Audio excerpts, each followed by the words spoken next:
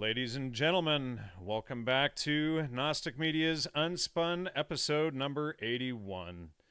Tonight I'm joined by Colin Flaherty, and we have a great episode lined up tonight with all of the race riots and everything happening on the East Coast. I thought this would be a terrific episode and time to address some more topics. I had hoped to get Lennon Honor to co-host the show with us tonight since we had a great episode last week discussing also these tough issues. But anyway, Colin, welcome to the show tonight. Happy to be here. What happened to Len?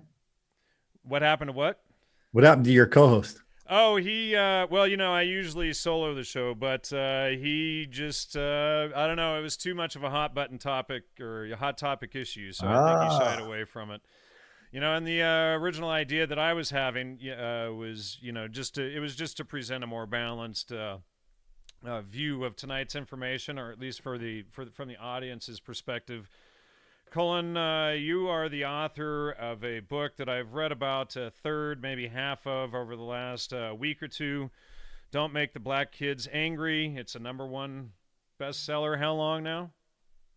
It's been out for a year or so, but it just keeps plugging along. So you really hit some tough issues in this book, and this book is extremely well cited. You really make an effort to dig things up, and I think you had even gotten one person off of death row from your research, hadn't you, from finding information that the courts and things hadn't found? Yeah, here's what happened. When I was a reporter in San Diego, I did a story about a guy named Kelvin Wiley. He was a black guy convicted of trying to kill his white girlfriend. I did a story that showed that he was unjustly convicted, and the girl had basically made the whole thing up, not only with him, but with somebody else. If you see these kind of stories in the movies, they look kind of easy to do. But the fact of the matter is, once somebody is convicted, as he was, then you have to go to your publisher with the story and basically say, yeah, this story's right. And those 40 people, any one of whom could have stopped this trial, could have just derailed the whole thing. Every single one of those 40 people is wrong. That's what I did. Got him out of the slammer, and the good guys won that one. Wow. So what about your last book, White Girl Bleed a Lot? What's that about? I have not looked at that one.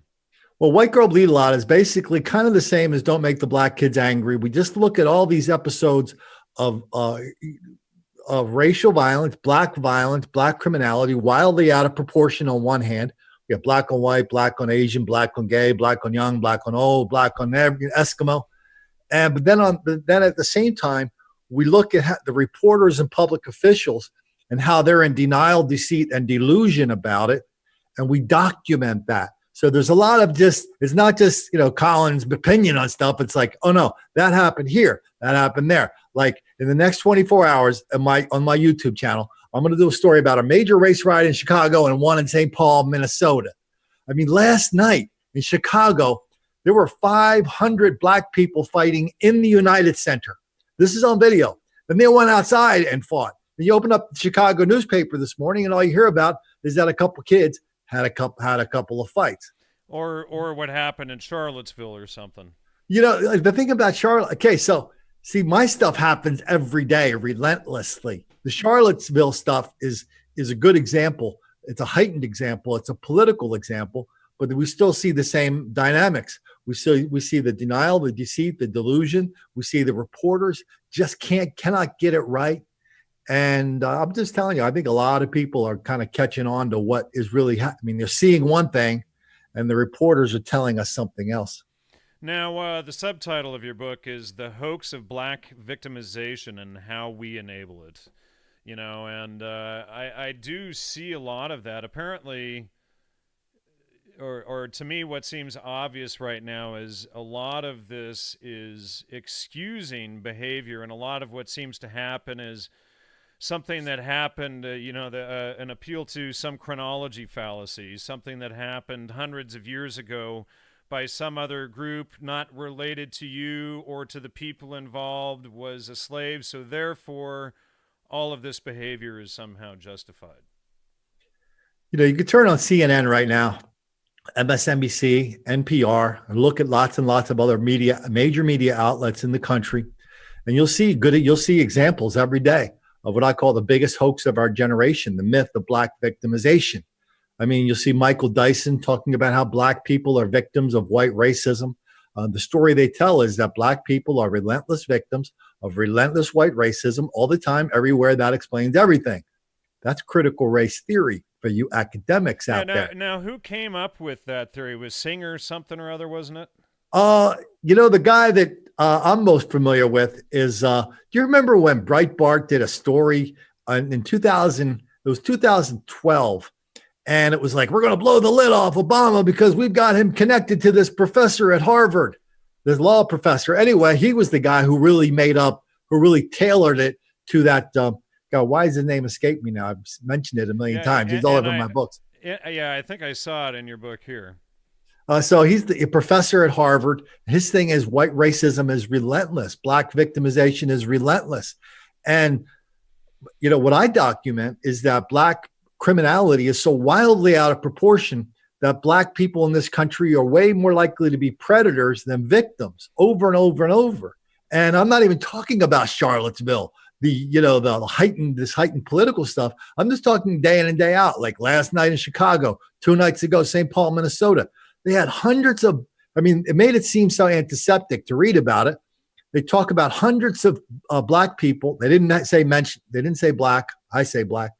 Hundreds of Black people in a rec center. They were fighting over several neighborhoods for 3 hours, attacking cops, destroying property. Everybody they arrested was Black. Everybody participating in it is Black. And that's just supposed to be one big coincidence that everybody in St. Paul will tell you, well, Colin, crime has no color. Well, don't tell me, tell all the people committing the crime.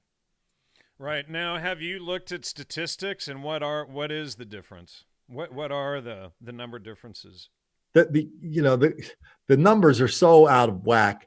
The Black on white crime is greater than white on Black by 3 times, 8 times. Talk about Black on white versus white on Black rape. It's all of a sudden it's thousands of times to 1. But here's the thing about the statistics. I kind of look at statistics in a binary way. It's like I kind of look at them to the point where I say, is this out of whack? In a manufacturing process, right? If something is like 1% of 1% out of whack, everybody goes, what's going on? Well, we're not, we're thousands of percent out of whack. And so even with the numbers, as bad as they are, the real numbers are worse because we have witness intimidation, stitches for snitches, Bronx juries. We have mayors all over the country bragging about how they're going to stop the cradle to prison pipeline in their chocolate cities like Baltimore.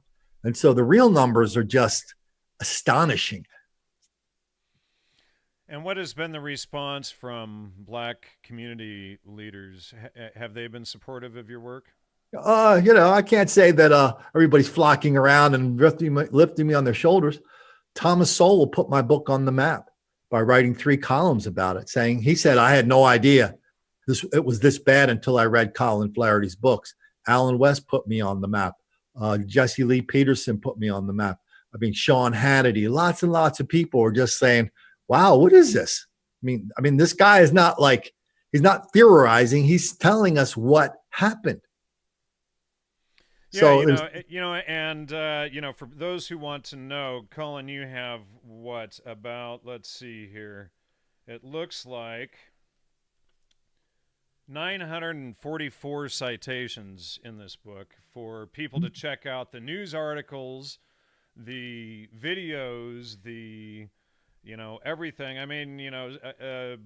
Throughout the book, you're in many areas, you've got a footnote almost every few paragraphs for people to follow up for primary citations and information, which is what we always look for. So, that's, and that takes a lot of extra time. You're not just, some right-wing conspiracy nut trying to make this stuff up. One person told me that you had just taken countless numbers of Black on white violence reports and only focused on them without focusing on white on Black or other crimes. And then my question was, well, where did he get countless numbers from? every time I hear that, I hear it a lot on my YouTube channel, right? Colin, you're cherry picking. Okay. Show me the white on black violence. Show me the the white criminality wildly out of proportion. Show me the incredible level of masochism that we see in so much black criminality. Show me the white kids knocking on doors of 91-year-old women and, bursting the door down and killing her. Listen, give me the, and the response. And you have responses of even large black males punching and knocking out like 6-year-olds and things, right? 6-year-old girls. And here's the thing. Yes. And it's all on video. And the citations, almost all the citations lead to videos, because this is, there's such a mountain of denial out there. My attitude is, I don't expect one person to believe one word I said about anything. So I just link to videos. That's why my YouTube channel is kind of hot now, because it's all just like one video after another. And pretty soon it's like, yeah, those numbers, no matter what the numbers are, the situation is way worse. Yeah, and I just realized my mic volume was low. Sorry, everyone. I see your notes there. I hadn't looked up for several minutes. I apologize for that. Hopefully it's correct now. Jeez, man. And, and it's like so many settings to check every show. And I was hearing you fine. Well, apparently the audience wasn't, so hopefully they are now. All right, so, do you have a copy of your book handy? Right here. All right. Would you mind reading chapter 1? I thought, that's a really good place to start off and kind of explain things. And then, maybe just grab a couple random reports to go through. So when you say chapter 1, are you talking about Louisville, or are you talking about the chapter that starts off, "It Just Won't Stop"? It just won't stop. When you asked me to read, I was going to read the last chapter. Maybe we can get into that later on. All right. Is that okay? Did you want to start with the last one and jump back? Yeah, let's do that. The last chapter is, because I call the last chapter the crazy one. Okay, this one's called "The Worst One," the one that almost got away. Black mob terrorizes a single white mom, an official shrug. So here begins the book. Here begins the chapter. So I finished this book. I thought I would take one more look through my files, the thousands of stories and links and videos and 911 calls and emails and tweets and Facebook posts that I archive, all about racial violence. Within 5 minutes after reviewing just a fraction of the material, I came across an episode of black mob violence that just might be the worst of anything in the whole book. And I missed it the first time around. Here's a story from Middletown, Ohio. And my preface here, this is all on video. This is all on video, right? And everything I'm talking about is like on video. Anyway, it really starts in November 2013. That's when Jennifer Chitwood and her 2 children returned home on Thanksgiving Day to find a group of black people burglarizing her house, stealing her flat screen TV. She called the police, and they arrested one person. The thieves and their friends did not like that. They called her a cop caller, the same kind of witness intimidation that the district attorney in Philadelphia says is at epidemic levels. Local law enforcement greeted this news with a shrug after the neighborhood teenagers began the threats, harassment, vandalism, violence, and ultimately the arson that would burn her house down. Finally, it happened in May. Dozens of black people were in her front yard, backyard, banging on her door, firing pellet guns, throwing lit flares, yelling death threats, trying to break in.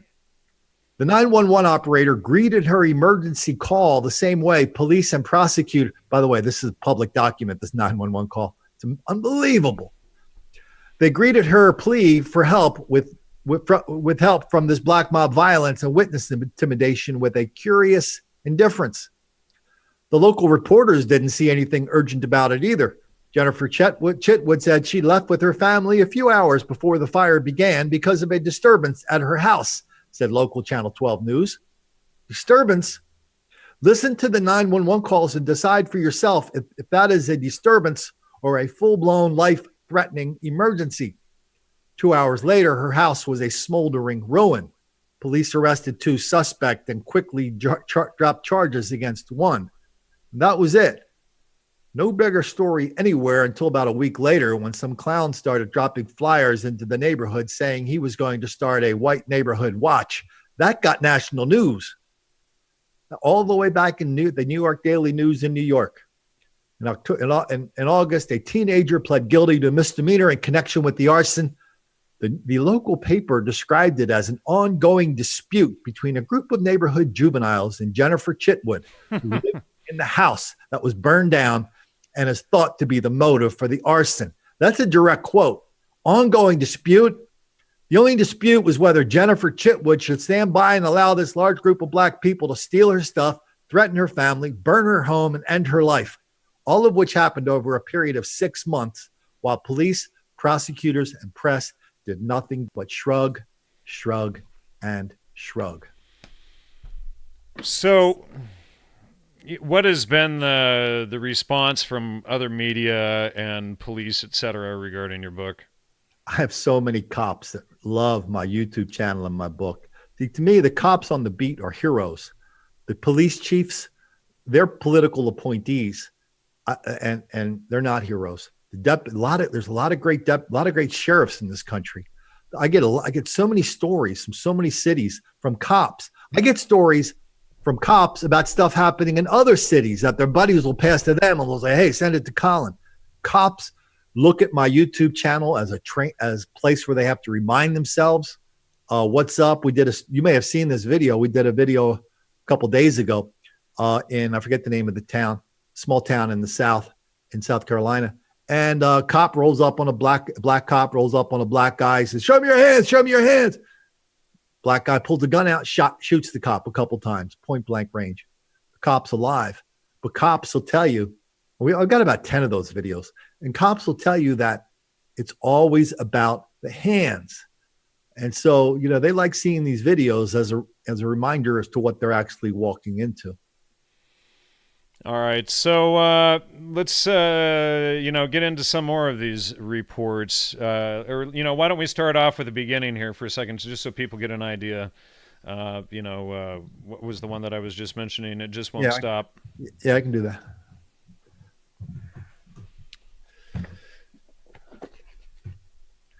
It's fun to remember where I was when I wrote this stuff.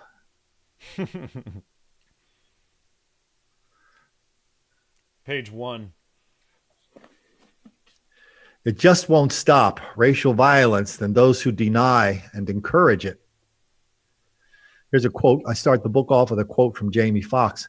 "Every single thing in my life is built around race. When I get home, my other homies are like, 'How was your day?' He says, 'Well, I only had to be white for at least 8 hours today.' Everything we do is that." We really document a lot of racial hostility and how casual it is among so many black people in this country. Anyway. Well, a point I was going to make is there's an excuse that reverse racism against whites isn't even possible, and it's this relativist fallacy that's used. Oh, because of white slavery or, black slavery from whites, which was also perpetuated by Jewish merchant ships and blacks on the African coast as well. Everything is justified. There can't be reverse racism. Everything is based on white privilege, etc. Here's one thing that if you let them, the trolls will do anything to talk about anything but the actual violence. They love drawing you into semantic discussions of what is racism. I don't do that. That's why I don't use the word. I use the word racial hostility. That is easy to document and it's easy to show. But as soon as you say racism, it's like next thing you know, it's like my brother, the liberal. He's gone 1492. Columbus sailed the ocean blue. No. We're not going to talk about 1492. I want to talk about what happened in Chicago last night. Why those 500 black people were rampaging through the United Center and through the streets of Chicago, and what that means. Is there before we get to this, is there a coordination effort of these mobs? I mean, how is there a historical precedence for this? Was this happening in the 80s and 70s and 60s before Twitter, et cetera? Or is this like a coordinated thing going on? Is there like a Twitter group you join called like, mob violence tonight or something like that. Well, there's no doubt social media plays into this. And the hot thing to be on now is Instagram. That's where everybody sends their messages. So, yeah, there's no doubt, the kids, the teenagers are saying, hey, let's meet up over here. Let's do that. There's a lot of that going on. But there's also a lot of people, taking videos, popping out on social media. That's a big deal. But it's really tempting to say this is a creation of social media. That's kind of a deflection to me. I just want to, to me, that's like, I don't do the causes. I don't do solutions. I just stay in the middle, which is, man, there's something really bad happening out there right now. Yeah, somebody says crowdsondemand.com, because they do flash mob groups, and I wonder if groups like that could also be, behind that, because this group is actually a group that does that professionally. They'll have hundreds of people show up immediately for a flash mob, flashmobs.com. Well, a lot of times somebody will be at a party and everybody will say, let's go to Walmart and tear the place down. And so it doesn't take much organizing. It's just like people are it's very tribal. It's very tribal. And It's been that way. All right. So let's get into this chapter here, page 1. Black people are relentless victims of relentless white racism and violence, often at the end of a badge, all for no reason whatsoever. That was the biggest news story of the last couple of years, and it was easy to find in the New York Times, CNN, MSNBC, Spike Lee, Oprah, USA Today, and lots of other places. President Obama got in on the act in 2014 when he told the Congressional Black Caucus about a justice gap where, quote, too many young people of color feel targeted by law enforcement, guilty of walking while black, driving while black, judged by stereotypes that fuel fear and resentment and hopelessness. War on black people, anyone? That is the biggest lie of our generation, because just the opposite is true. Black crime and violence against whites, gays, women, seniors, young people, old people, and lots of others is astronomically out of proportion. It just won't quit. Neither will the excuses or the denials or the black on white hostility or those who encourage it. That is what Don't Make the Black Kids Angry is about.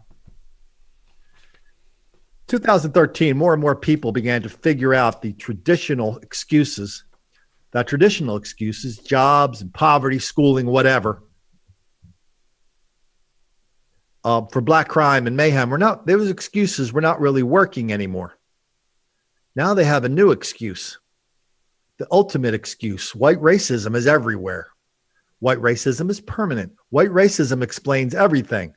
Joshua Adams of Ebony speaks as well as any of the thousands of people talking about this today in homes, schools, churches, government, and media.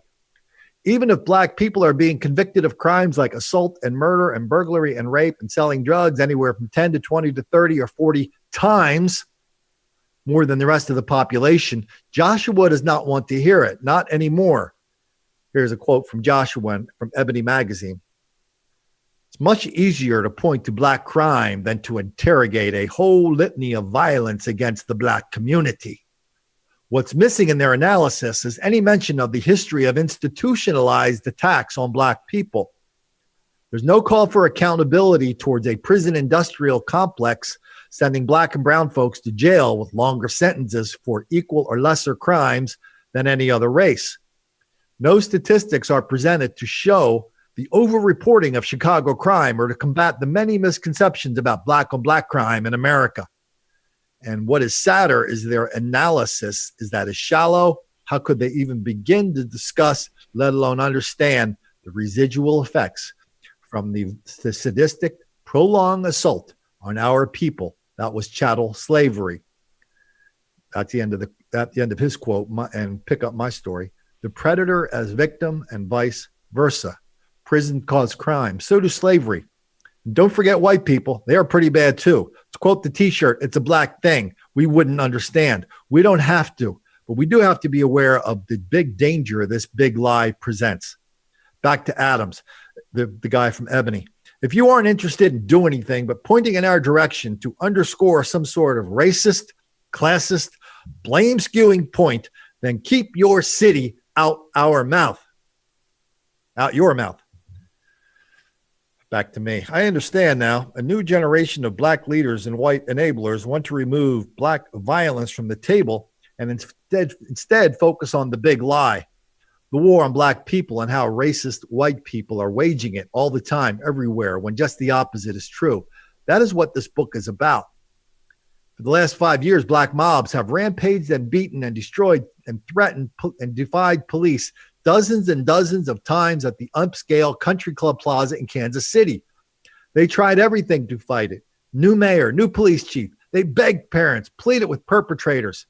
What do you want? Community activists asked members of the violent mobs. We want to be left alone, they said. Finally, they tried a curfew against the advice of former mayor and now Congressman Emanuel Cleaver, who told them he didn't like the curfew because all that was going to do was make a lot of black kids angry. And he was right. Racial violence continued, much of it on video. You didn't know that Kansas City and other places in the heartland of middle America like Peoria, Des Moines, Minneapolis, Indianapolis, and even Green Bay are now centers of frequent and intense black mob violence? Exactly. I get emails and tweets and Facebook messages and phone calls and YouTube videos every day about racial violence from all over the country.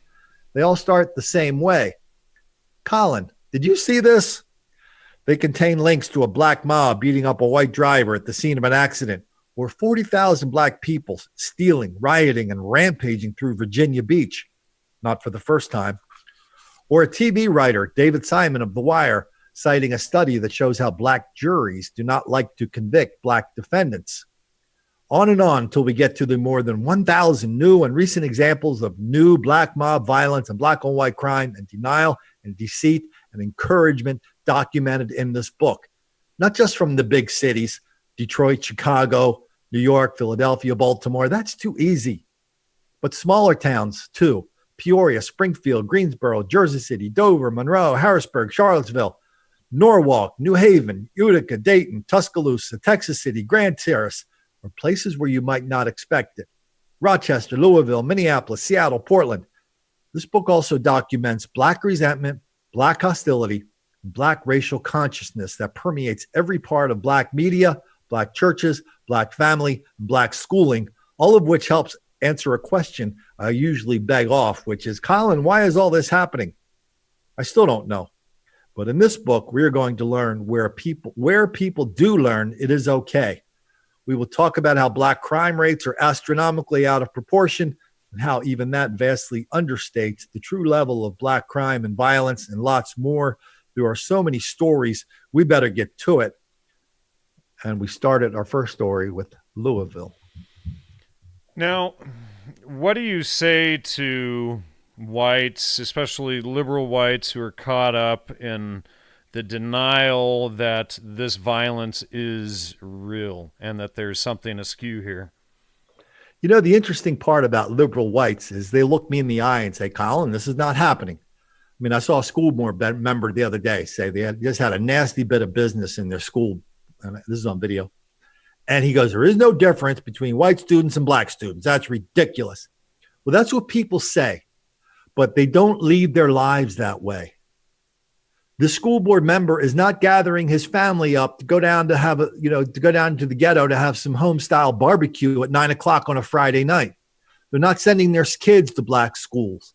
They're not going to a black church.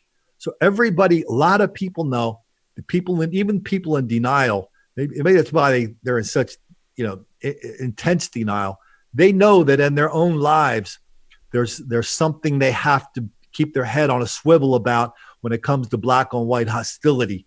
They might not admit it to you or to me, but their whole life is one big testimony to it.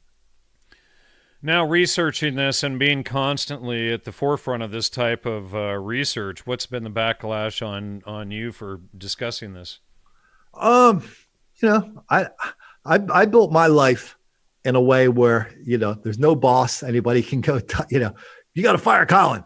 So I've worked for myself for a long time. I mean, I had some repercussions on some of my clients who, weren't exact. I mean, it was kind of impossible for me to work for them. I'm supposed to be some kind of PR guru, But for every one door that closed, the other repercussions are I had a lot of doors open. A lot of people are tuning into the books, to the YouTube channels. A lot of people really, really want to help, making a lot of new friends. So it's all good. I don't worry about the clowns. I let the clowns worry about me. Do you get any threats or anything like that? I get threats every day. Every day. Every day. The cops, when I first got him, I'd send him on to the town, saying, hey, this guy, he's a real person. He's got a real Facebook page. And he said he's going to come to my house and shoot me in the head. And the cops go, well, we can't do it. Now, they were totally disinterested. But everybody keeps threatening and nothing keeps happening. I wonder why that is. All right. So, what do you say to Black community leaders about this problem? And, do you have any ideas of, what do you say to them to get them to, to cause people to focus on it and to discuss it so that we, it seems to me that in order to begin to heal a problem, first you got to face it. You don't sit there and deny that it's going on. When we talk about this entity called Black community leaders, I don't even know if that thing actually exists outside of the fantasy of these people getting these grants. But I hear people say, Colin, you got to get the ministers involved. You got to get them involved. No, they're the problem. You go into a Black church, 9 out of 10 Black churches, you go there and they're preaching this black on white hostility. You go to a school, a Black school. It's all about Black history, Black victimization. The most dangerous place for a white person in America is in a Black school in February during Black History Month. The amount of violence and hostility directed at white kids during Black History Month is just even more than it normally is. So I just do my thing and I document what's happening. If I hurt somebody's feelings, I really don't care. There's only one thing I care about people saying, which it's never happened. They go, Colin, you said last night in Chicago, there were 500 people inside, 500 people outside, fighting, destroying property, defying police, giving police the finger. The only thing I care about is somebody who would say, Colin, they weren't really Black. They were all Amish. That I would not like. That hasn't happened yet. Why is that? Now, let's pick some good stories in here. There was a story that you had in here, I don't remember where it was, about Yale grad students, Black Yale grad students who cut in line just because they can and because white people are afraid to mention anything about it. The thing I can tell that story I don't have to read it from the book because There's two parts to that story. The thing I really liked about that story is that it was featured on, you ever anybody out there listen to NPR, they're big, it's a big lefty, lots of communist propaganda type stuff like Pacifica, but, I used to listen to it. Okay. So NPR, they have a podcast called This American Life. This might be the biggest one in the country. So every once in a while, they do their Black victimization, relentless white racism. And they had an interview with a couple of Black lawyers from Yale, both women. And they were telling the story about how they were in Paris. These Black female lawyers were in Paris. They love Paris. And they tried to cut in line because in America, they do that all the time. And if anybody challenges them, they either visit violence upon them or threaten to call them a racist, and white people just shrink away. In Paris, nobody liked that. Somebody walked up, called them on it, and the woman could not have been happier because that was proof positive that all white people are not unredeemable. And she was very grateful that the French people would not let her cut in line. But meantime, she and her buddies are laughing at all the hostility they visit on white people and get away with. And the second part of that story from NPR was about a novelist. Her name is, I forget her last name. The white people are somehow bad because they allow it, so they're flipping the victim as perpetrator again? Yeah, the white people are, we treat Black people like China dolls instead of going up to them and saying, hey, you're just like everybody else. No, they don't. I guess this lawyer was making the case that. Yeah, no, you won't cut in line. You'll wait in line like everybody else, And then the reaction would be, why don't you don't like Black people? Why is that? So a lot of people rightly, they don't feel like risking their career and their reputation by confronting a Black person in the middle of some nasty bit of business. The second And part of never mind the disrespect and abuse that's been being visited on everybody else because of these acts. never mind that one bit. And so the novelist named Adichie, the second part of this NPR story, love this one too. There's a novelist named Adichie. I think she's in her circles. She's pretty well known. So she was on NPR. She was telling her story. She came from Africa, ultra hype, one of these like ultra upper class families, the 1% of the 1% of the 1% down there. She comes to Yale and she's going to classes in Yale. And one of the students mentioned the word watermelon. All of a sudden, all the students in class, were talking to Adichie afterwards. It's like, why didn't you get mad when he said the word watermelon? She goes, I like watermelon. And that was her first introduction into this like faux rage that Black people bring into these situations like at Yale. But she kind of rejected it. But at the end of the book and at the end of every interview, she was kind of like, her conversion was complete. Now you see her on CNN doing the same thing that all those people did with her. She's totally down with the cause, totally ready to have this hyper racial reaction to any situation. I mean, I saw her on BBC the other day. Somebody said something and she just basically said, you're not a Black person, so you have no right to say that. So she learned her lesson well at Yale, this lesson of institutional racial resentment. Interesting. All right, so let's get back into this. What are some good stories you want to read for us here? You got any particular ones you like to refer to? I tried to put the stories, at least the first 10, in the order of what I thought were the worst ones. And while you're looking for one, I had read or heard from you or somewhere something coming up. Aside from Amazon and online retailers, 25% of malls are expected to close in the next 5 years because of Black mob violence. Well, I took the headline from a Bloomberg report of 25% of malls are expected to close. And I combined that with all these other stories I've done on Black mob violence in malls all over the country.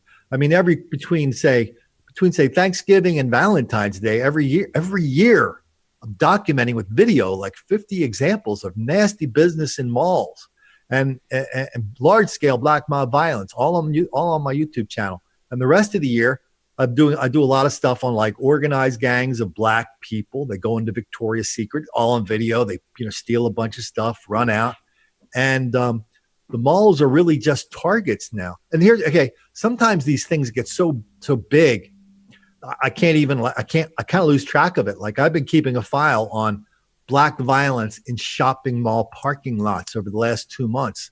I thought it would just be this or that. Because somebody told me that this neighborhood group was talking about it in my little mall.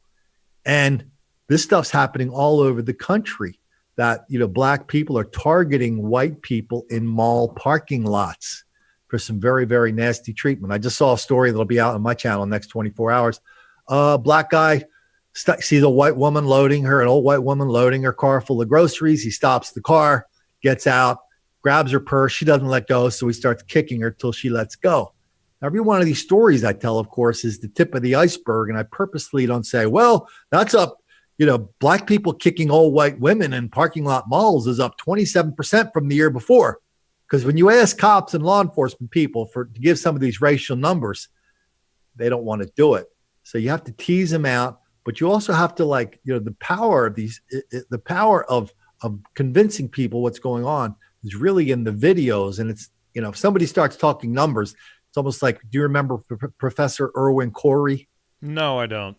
He was a counterculture guy. Surprised you don't know him. He was a guy that was this whole comedy act, which was he would go in front of he had long stringy hair. He would go in front of a chalkboard and he would just start speaking gobbledygook about any subject that almost made sense. And it was very funny. And that's what happens when we get into these big debates about the numbers. All right, so you were getting to a story here. You know what? The one story that kind of sticks in my mind, I put this, I don't know why this one got kicked down to number 2, but I kicked it down to number 2 behind the Louisville story, but I like this one better now. It's from Rochester. The story's called Asians Bleed a Lot. black violence against Asians on an epic scale. And I quote an educator by the name of Janet Hale to begin the chapter. It is hypocritical to talk about equal opportunity because the system ensures never-ending advantages for white students.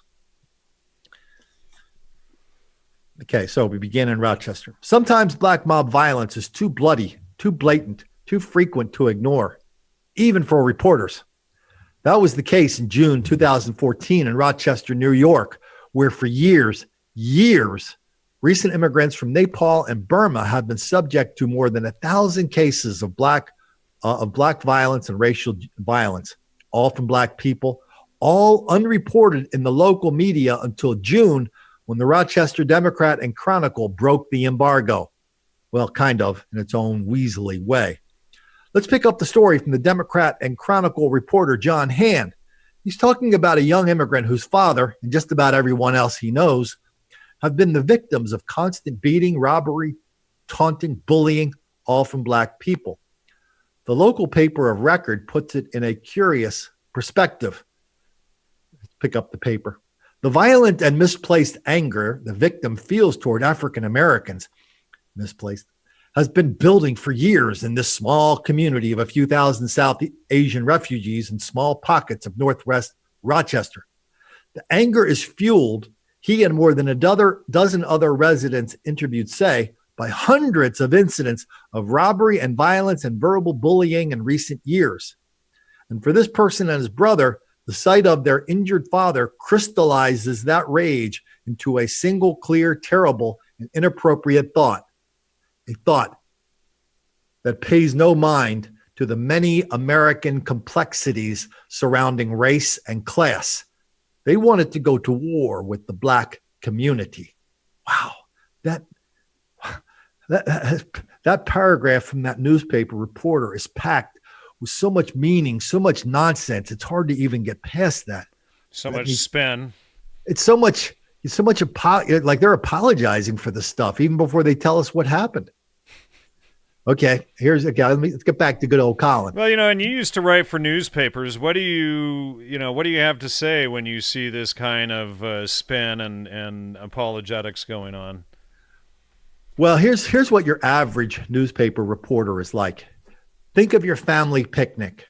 Think of the guy sitting over in the corner with long hair, probably in a braid, sandals, and he's telling everybody about global warming.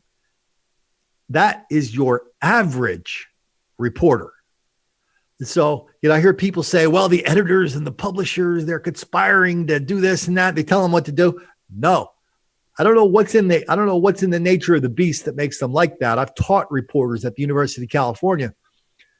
The editors and publishers are always pulling back on the reporters who are always trying to get into some liberal thing without backing it up. And a lot of times stuff just slips through like this.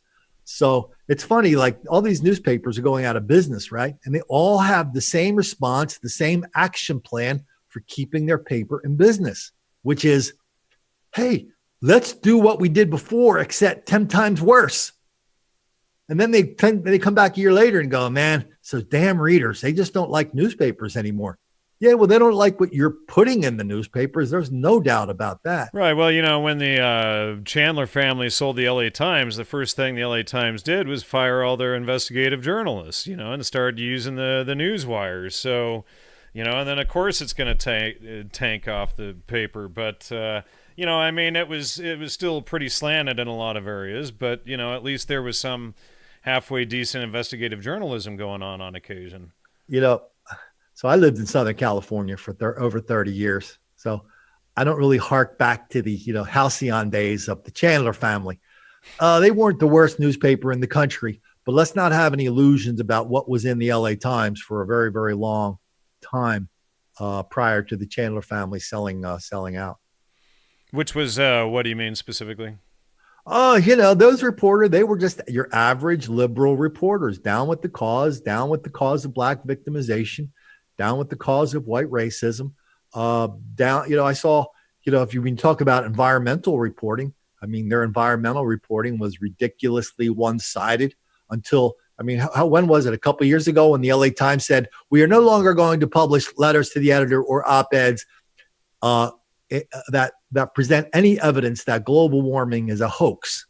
I mean, that's pretty. I mean, that they kind of formalized what they've already done about the same point of view for black criminality. And here's the official storyline. We're going with it. Don't send us any evidence contrary to the crap we're selling. I mean, you actually said that? They go, yeah. It's like, okay, you said it, not me. But so these were, the reporters are cookie cutters, the editors are cookie cutters, and they're all sitting there wondering what happened to their business and why those SOB readers really don't appreciate these brilliant liberal insights they're bringing to the news every day. They're puzzled. Yeah. All right. Puzzled when guys like you do a video cast. How does that guy get so many viewers? What's he have that we don't have? I mean, they actually talk like that. Yeah, and people who actually do real investigative journalism instead of reporting the AP Newswire. AP is probably the worst of all, right? I mean, it's kind of crazy what those guys put out on the wire. Well, and you just see this homogenization of the media. They just, take this stuff and repeat it and repeat it and repeat it. And who knows how many papers even fact check this stuff anymore. They just pump it out. They're trying to stay relevant, but they're trying to stay relevant, but they just won't change. They're polarizing more. They're going more left wing. They're trying to marginalize conservative people more and more. And who of course are the main group who would probably buy newspapers. That's the crazy thing. These are the people who respond to their ads, who would, successful, interesting people. And you're turning them away for what? A bunch of liberals who think capitalism is bad. They're not going to buy anything your stupid paper's selling anyway. Yeah. It's kind of a mystery to me. All right. So where were we? Why don't we go back to Rochester? Because this story of violence and denial directed at Asians in Rochester is just a microcosm of what's happening around the country. Okay, so this reporter was explaining how, well, we don't want Asian people going to war with black people. Oh, no, that would be bad. Here, picked up my book. Newsflash, black people are already at war with the Asians, and they have been from day one from landing in Rochester. It took the Asians a while to figure that out. Quote, African Americans are targeting them, and there is just so much of this they are going to take, said a friend of the Asian community known as Mr. Bill. They're angry. They are ready to explode, and it's going to get worse until someone ends up dead. The violent, racially charged tensions in what was once a mostly black neighborhood have caught the attention of authorities before, but not the newspaper. Not ever. Not sure why self-defense or even anger is inappropriate or misplaced. Maybe someday I'll ask Jennifer. I'm not sure why the victims of this violence have to learn about what the paper calls the complexities surrounding race and class while they try to piece together how they should feel about this relentless racial violence.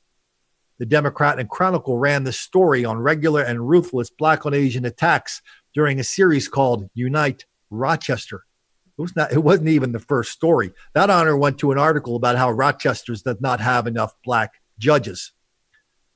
Only then did the paper cover what it apologetically calls the sensitive and potentially volatile situation, unquote. To which I asked, potentially volatile? To the Asian victims, this violence is as real as it gets, no matter how diligently city officials, no matter how diligent, very serious city officials and the media ignore it. At least you didn't say shitty officials. The Asians say they reported crimes to police, but police refuse to take reports. Common complaint. The Rochester version of Jennifer explained it all, quote, police say immigrants will eventually acclimate to this harsh environment in which they have been placed. The immigrants say they don't remember that part of the immigration orientation, just the opposite. America was a second heaven, a peaceful place. Now they say this is a lie, and they want to know if this was ever true. Still is in some places, not Rochester. That is the real fight waging all over the country. Black mob violence normal? Lots of people say it is. the guy we call Bill reposted a Facebook comment he received from one of the refugees. I want to know, said the refugee, why is it that Rochester police didn't do nothing against hate crimes toward us, immigration, or refugee? A lot of Nepalese people are getting beat up lately, and they still don't do nothing in the past 3 years. All they said is stay away from them. Mr. Bill tells the rest of the story. What he told me was that a couple of African-American youth approached his brother, pulled out a gun, and shot his brother in the stomach. It was a BB gun, thank God. And all the police said was stay away from them. This was devastating to these refugee kids. The violent stories go on and on. The reaction from black leaders in Rochester is curiously muted. Shirley Walker Cowart is the president and CEO of a group called Center for Dispute Resolution. She was not aware that black people were assaulting Asian by the hundreds, if not thousands. Even so, she offered a cause and a solution. Some of it is naivete. Some of it is prejudice, and prejudice really comes from ignorance. It's just ignorance and people not knowing each other and seeing each other as human and making it a human issue. Unquote. Or is it just one group seeing the other group as an easy target? Bingo. In case you thought you just misheard or misread that thing, you did not. This woman was calling the Asians naive because they do not know enough to avoid racial violence that plagues them night and day in and out of their homes.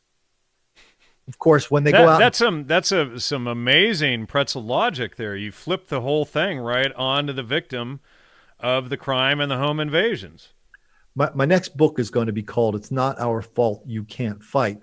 It's going to be a collection of hundreds and hundreds of accounts of people's personal experience with black mob violence and black criminality.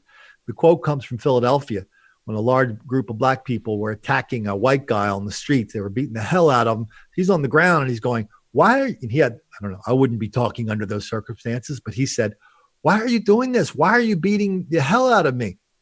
That's when they said, it's not our fault. You can't fight. And that's what this woman just said to these Asians. The police, I'll cut to the chase. The police chief said the same thing. They have to get used to the black violence in Rochester. This is like happening. This is not the book now. I mean, this is happening all over the country. People are talking about stopping the cradle to prison pipeline. That means when a black person commits a crime, you look at the person complaining and they say, hey, I'm sorry, that's just bad parenting. We can't do anything about that. I mean, this is happening all over the country. It's crazy. It's insane. Why aren't all these people that are attacking these Asians in Rochester? By the way, I have hundreds of videos on black on Asian violence all over the country. I got a call the other day from a Chinese person. She's translating my videos into Chinese. I saw the first one the other day because she's convinced that Asian people in this country do not know what they're in for when they come here. Interesting. And you've also documented black on gay violence and black on Jewish violence as well. You know, this black on gay thing, it's so out of whack, so out of proportion. The gay people are so quiet. Well, now, and they would be the liberal groups, in fact, that would then turn probably and defend black violence, that this isn't happening or something like that, wouldn't they? Yeah, the best place or deny. The best place to see this happening. There's a place called Wrigleyville or Boys Town in Chicago. Boys Town, funny enough, is the gay neighborhood of Chicago. They even have a website called just dedicated to crime and violence. I've done a dozen stories in the last year out of Boys Town where black people rampage through, just go and beat the crap out of gay people. And when you look at their violence against black gay people, they're like, every single one has been the victim of nasty business at the hands of other black people. I mean, black anti-gay sentiment and hostility is like part of rap and hip hop culture. I mean, there's no denying that. Ditto for anti-Asian views. Don't say that to African Bambaataa, who's in hiding right now for his pedophilia in the black community or in the rap hip hop community. I'm very impressed. You know somebody by the name of African Bambaataa. I've never heard of that guy. But. All right. So, and what about black on Jewish violence? Where were we? I've done a ton of that on, every time like the New Yorker said I was a white nationalist and bad person. said, man, for somebody who's exposed more than anybody in this country is black on Jewish violence, black on Asian, black on Hispanic. I said, that's pretty weird behavior for a white nationalist. In Brooklyn, they got it's not the I don't forget what the next level is after Orthodox Jews. They're dressed very traditionally. I mean, these guys are targets every day up there. And they're a little section of Brooklyn. I think they call it Williamsburg. And I've been writing about that for a long time. And it's just, they don't know what to do about it. And and there's another. Sorry to interrupt you. There's the same within the Latino community going on as well, isn't it? I did you know what? Let me dot the T on. Let me dot the I. All right, go ahead. Sorry. Then I want to talk about that black on Hispanic thing. So there was a councilwoman in Brooklyn. When she took office, this was like at the peak, right? And there's black on Jewish violence in her district. And she came in and she did a big Facebook posting, patiently explaining to all of her Jewish constituents that, well, the black people are angry and hostile to you because they feel you're not sharing your success with them. This is the same woman that 2 years later was walking hand in hand with Hillary Clinton through that same area because she's such a big shot there. So this anti-Jewish thing among black people is palpable. You want to jet down to Fort Worth for a minute? So Fort Worth, about a month ago, I did a story about all this black on Hispanic. Well, I documented that a lot in the book, but some new ones. Black on Hispanic violence in Fort Worth, including murder. And some of the reporters are coming out and saying it. They're saying, yeah, it's all black people attacking Hispanic people because they have money, they work, they have cash, they don't use banks. Some of them might want to keep their business out of the law. And anyway, so that was like a huge story. I gave people context. Then a few weeks later, you see a picture of a video of a cop being attacked by a bunch of black people at a domestic disturbance.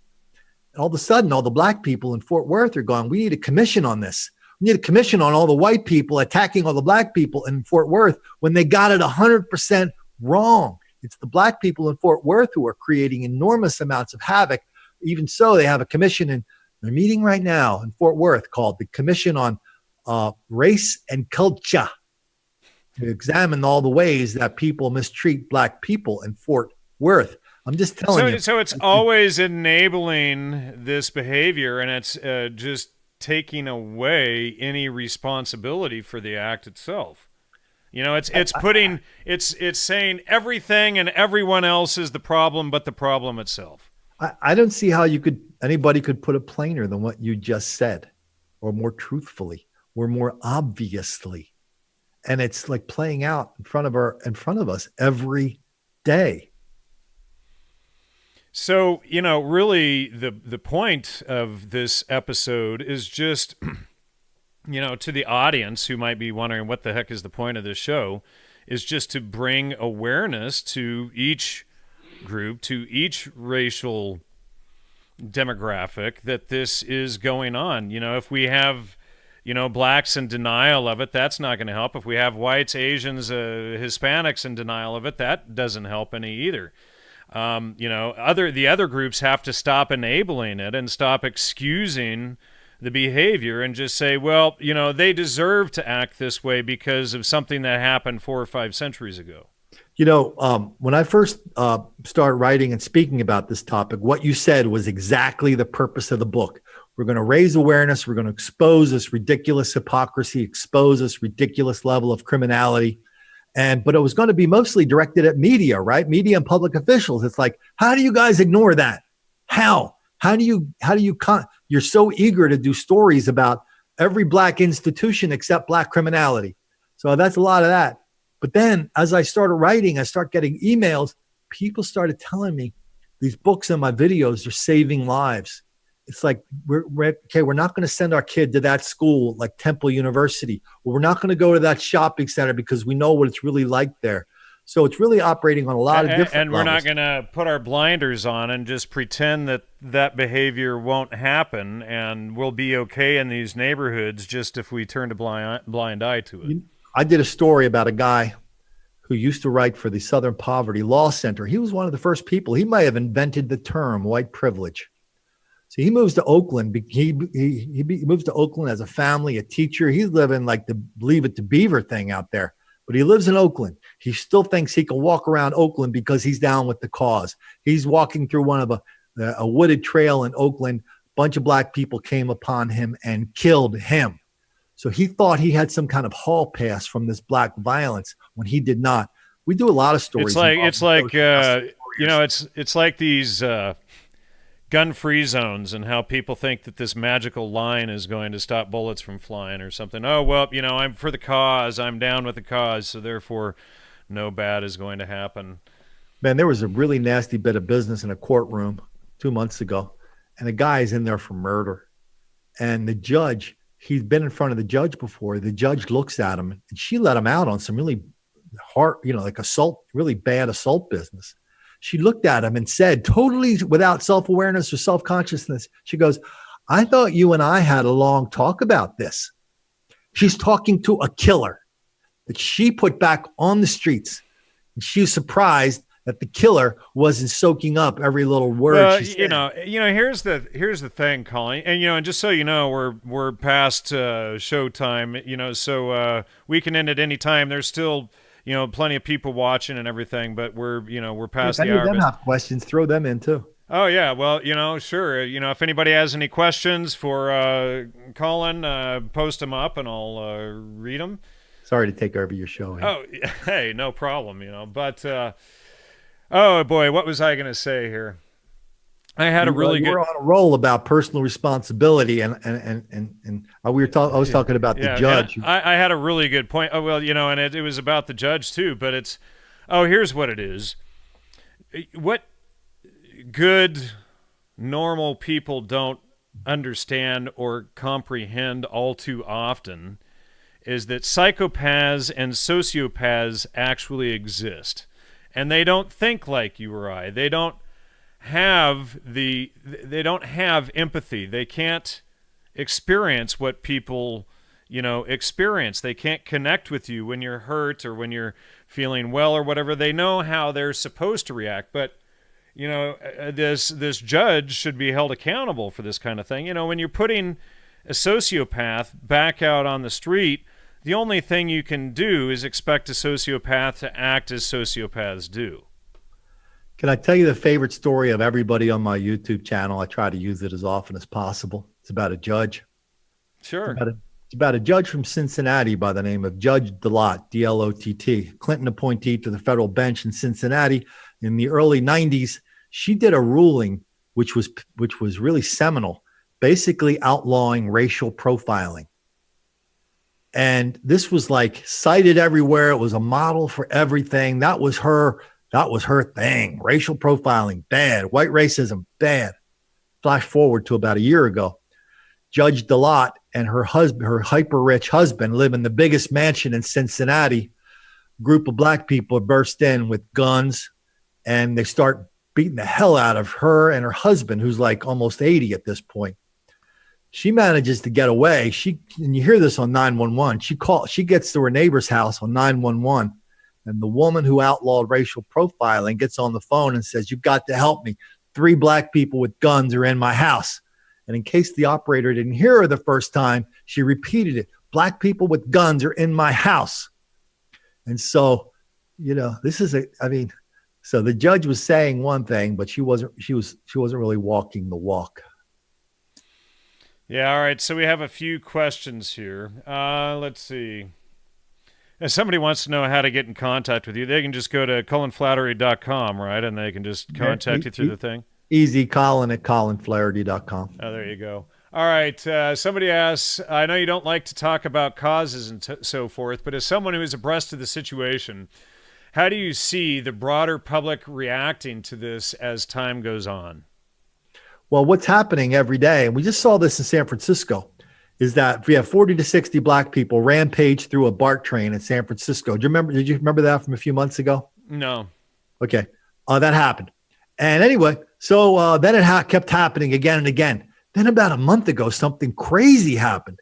We had a vice president of BART sent a memo to a board member of BART saying, "We have videos, but we're not going to release the videos of all these assault and crime on BART because it might offend black people." The woman said this on TV. She said it in the memo, and nobody up now. Every time something happens on Bart, people are going, "We want to see the videos." So to me, there's even a limit to the denial we can expect from the liberals on this thing. I mean, if we keep rubbing this crime in their face, which is happening every day up there, even they are reaching a limit. Even they are saying, "Hey, that's my family on that train. Why are we protecting them from the criminals who are trying to prey on my family?" So that's the positive thing I see.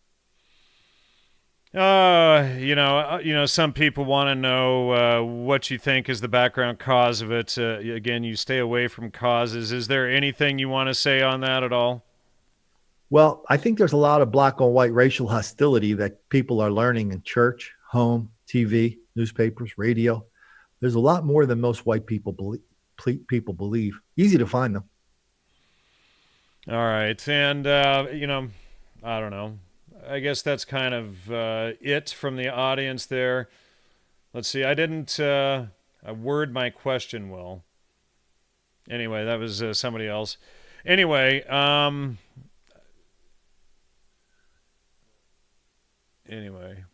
don't see any, people are going off in wild directions we don't need to go into on there. Colin, thank you so much. Do you want to give out your website, contact information, tell people about your books, anything else major that we forgot to discuss during the show? No, we got all that, but I'm just telling you that my big thing now is I'm having trouble finding time to write books, spending so much time on my YouTube channel. So just look Colin Flaherty YouTube channel. We're doing 3 videos a day, each one nastier than the other. I mean, every one is. And they just tried to shut your YouTube channel down this week or last week, didn't they? Yeah, they shut it down and turn it back on, and it's kind of a cat and mouse game. But eventually, I will have to leave YouTube. I know that. All right, and anything else? I'm just happy to be here, and thanks for your, you didn't even get a chance to ask me about the time I spent 2 days in jail with Allen Ginsberg. Oh, really? Is that true? Yeah, it's true. Wow. Well, Allen Ginsberg is one of the CIA agents I have exposed many, many times. He was working with the Greenwich Village team and helping Tim Leary and Michael Hollingshead and Joyce Glassman, Jack Kerouac, William S. Burroughs. That was a nice little cell that they had going on there. But what do you want to tell us about it? Oh, anyway, it was just a sign of a misspent youth. When I was 17, I hitchhiked to the Republican National Convention when Nixon was being nominated. I thought Republicans were the embodiment of evil on the planet. So everybody was demonstrating. We got tear gassed, ended up in a cell. Good old for 2 days. Good old Allen Ginsberg. Wow. He didn't tell me he was there at the behest of the CIA, though we do know that, all of the nasty business that was happening at that convention was being inspired and paid for by, government provocateurs. I think what they call them, Quantel Pro or something. Yeah. Colin never got a slice of that pie. That's all I'm saying. All right, Colin. Well, thank you so much. Good night, everyone. I appreciate your time. See you next week. And I think Jacob Duelman is on back next week to go into much, much more on Joseph Scaliger and the faking of history. Please support the show if you like what you hear here. And go to Colin's website, colinflattery.com. Ladies and gentlemen, good night. Colin, good night. See you next week.